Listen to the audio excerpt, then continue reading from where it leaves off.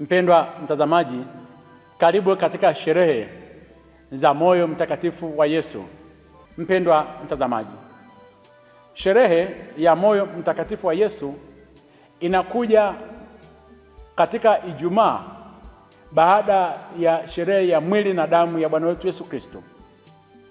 Moyo mtakatifu wa Yesu ni dhana ambayo inatambulika sana katika kanisa Katoliki na baadhi ya madhehebu mengine.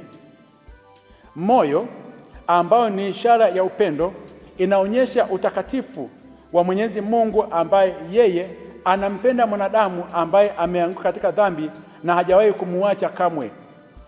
Moyo mtakatifu wa Yesu ni ujumbe wa wokovu kwa mwanadamu, kwa waumini wote, kwamba Yesu Kristo anawapenda watu wote, na ndio maana kwa damu yake alikubali ubavu wake utobolewe, akamwaga damu yake kuweza kutuosha.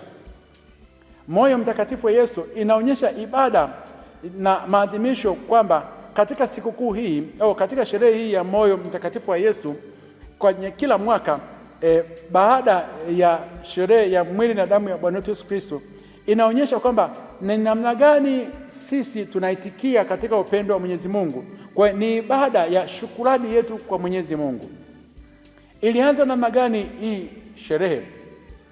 Ni sherehe ambayo ilianza baada ya maono ambayo Yesu Kristo mwenyewe alimpatia huyu mwanamama anayeitwa Margarita Maria Alacoque aliyekuwa ni mtawa, na hiyo ilikuwa mwaka 1690 ambapo yeye Margarita alionyeshwa na Yesu Kristo kwamba aiadhimishe ibada hii na aweze kuifafanua kwa watu wote.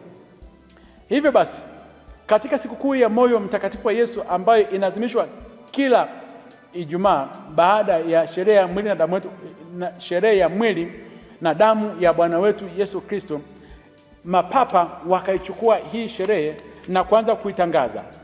Mnamo Mei 8 mwaka 1873 ibada ya moyo mtakatifu wa Yesu iliadhimishwa rasmi na Papa Pius wa 9, na miaka 26 baadaye, mnamo Julai tarehe 21 ya mwaka 1899, Papa Leo wa 13 akaipendekeza haraka kwamba maaskofu wote duniani na ulimwenguni kote waweze kuadhimisha siku hiyo na katika kila jimbo lake, na baadaye hii ibada imeenea duniani kote.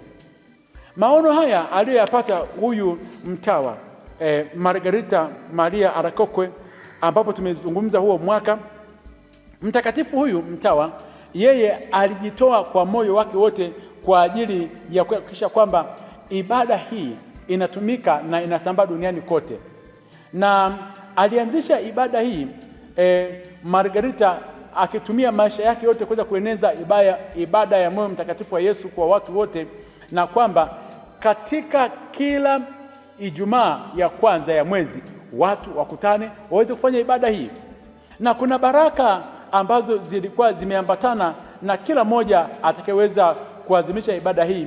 Tutakuja kuzisikiliza baadaye huko mwishoni. Je, katika maadhimisho haya ni sala gani ambazo tunazozisali? Katika maadhimisho haya, ya kwanza kuna maombi ya kujitolea. Sala ya moyo mtakatifu Yesu tunafanya maombi ya kujitoa kwake. Waumini wanaweza kuomba maombi ya kujitoa kwa moyo mtakatifu Yesu, wakimwomba aweze kuwaongoza na kuwapa neema, yaani neema ya msaada na neema ya utakaso katika maisha yao. Baadaye pia maombi ya novena kwa moyo mtakatifu wa Yesu. Novena hii inafanywa kuanzia siku 9 kabla ya sikukuu na baadaye huisha katika ile sikukuu yenyewe, yaani katika Ijumaa hii. Na baadaye kuna sala za neema ya Mwenyezi Mungu ambayo ni maombi. Waumini wanamwomba Yesu awapatie neema na nguvu ya kuweza kuishi maisha yao na kuweza kutafakari juu ya upendo, juu ya huruma ya Bwana wetu Yesu Kristo, na Mwenyezi Mungu ambaye anampenda mwanadamu, hamwachi katika makucha ya adui Shetani. Wale wote waumini ambao watasali kwa uaminifu katika hii sherehe ya moyo mtakatifu wa Yesu, kuna ahadi 12 ambazo Yesu Kristo alizitoa. Alimwambia huyu Maria alimwambia huyu Margarita kwamba watakaosali kwa uaminifu sala, watakaojitoa kwa uaminifu katika moyo mtakatifu wa Yesu, ambapo yeye alikubali ubavu wake upasuke na ikatoka damu na maji. Kuna ahadi 12. Ahadi ya kwanza ni hii: Yesu Kristo anasema nitawapatia neema zote zinazohitajika katika maisha yao wanayopitia. Ahadi ya pili, nitatoa amani katika familia zao. Ahadi ya tatu, nitawafariji katika shida zao zote. Ahadi ya nne, nitakuwa kimbilio lao maishani mwao, hasa katika kifo. Ahadi ya tano, nitawabariki kwa wingi ahadi zao zote. Ahadi ya sita, wenye dhambi watapata ndani ya moyo wa Yesu chanzo na bahari isiyo na kikomo ya huruma ya Mwenyezi Mungu. Ahadi ya saba, nafsi ambazo zimekuwa na ulegevu zitakuwa na bidii. Ahadi ya nane, nafsi zenye bidii zitainuka haraka kwa ukamilifu mkubwa. Ahadi ya tisa, nitabariki mahali ambapo sanamu ya moyo mtakatifu wa Yesu itafunuliwa na kuheshimiwa. Yaani mahali pale ambapo sanamu ya moyo wangu, yaani moyo mtakatifu wa Yesu, utafunuliwa na kuheshimiwa, amesema nitabariki mahali hapo na hiyo nyumba itabarikiwa. Ahadi ya 10, nitawapa makuhani nguvu ya kugusa mioyo migumu zaidi ya waumini. Hii ni ahadi kwa makuhani. Wale wote watakaokuwa wanafanya ibada kwa moyo mtakatifu wa Yesu, makuhani watapata nguvu ya kuweza kugusa mioyo migumu ya watu. Ahadi ya 11, watu wanaoeneza ibada hii, majina yao yataandikwa milele katika moyo wangu. Ukieneza tu ibada ya moyo mtakatifu wa Yesu, jina lako linaandikwa ndani ya moyo mtakatifu wa Yesu.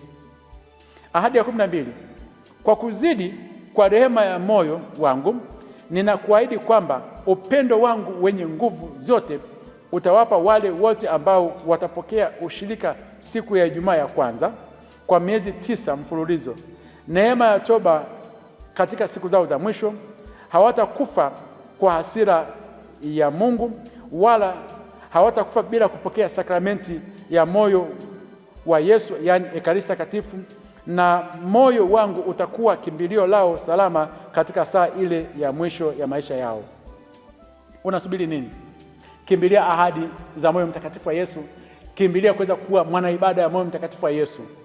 Tuombe moyo mtakatifu wa Yesu ututie nguvu katika nyakati hizi, tukisema: moyo mtakatifu wa Yesu, chemchemu ya kila baraka, ninakuabudu, ninakupenda, na kwa huzuni ya dhambi zangu ninakupa moyo wangu huu masikini.